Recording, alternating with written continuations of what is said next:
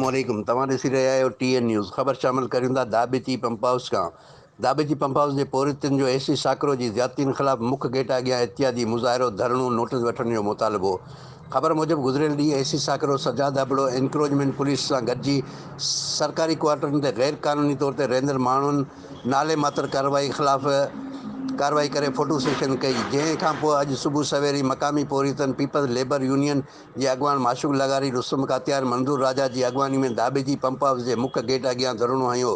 इन मौक़े ते अॻवाननि मीडिया सां ॻाल्हाईंदे चयो त गुज़िरियल ॾींहुं AC साकरो ऐं एंटी इनक्रोचमेंट पुलिस बाअसरनि जे चवण ते मनपसंद माण्हुनि जे घरनि ते चढ़ाई करे मक़ामी ऑफिसरनि जे घरनि ते हमला करे उन्हनि खे हिसायो वियो, जेको क़ाबिले मज़म्मत जोॻो अमल आहे।